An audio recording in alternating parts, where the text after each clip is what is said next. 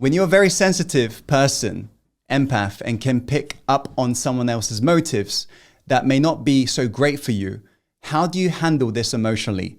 It makes me feel scared. The best form of protection page from individuals who perhaps doesn't have your best intention at heart is to know that difficult people are often missing something inside, and they will take pleasure from putting you down. How many of you ever handled a difficult person and notice how true that really is?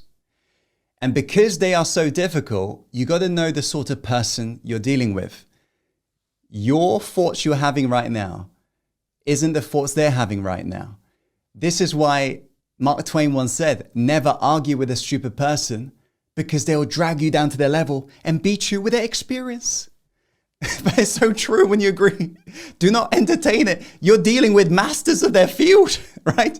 And the masters of their field, in all seriousness, they are going to use the best method they know, which is targeting your perceived flaws.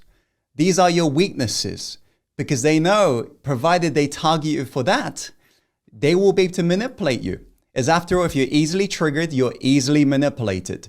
So difficult people know your triggers. Don't believe me? Try to speak to a difficult person and they know every one of your hot buttons, right? Now here comes the problem though. If, for example, in a dating scenario, you come across a gaslighter or narcissist, they'll use this against you. Let's say if you've got an insecurity, as in you need somebody in your life for you to accept your own humanity and feel love.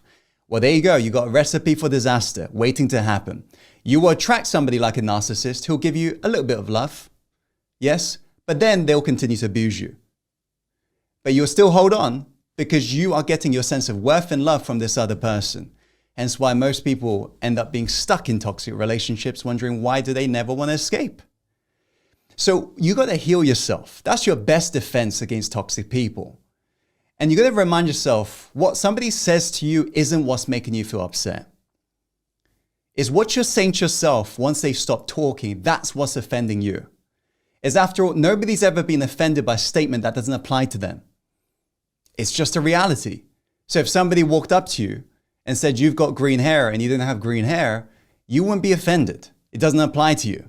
Yes or no? But if somebody walked up to you and said you're a horrible human being, there will be some people taking offense.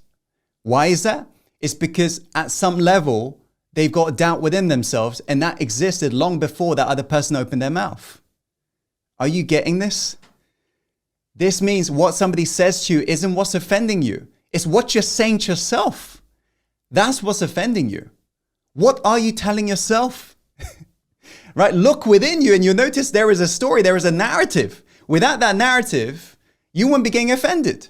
So this allows you to start healing your wounds, healing your weaknesses, healing the things that is currently triggering you. Making sense? This is your best defense against toxic people.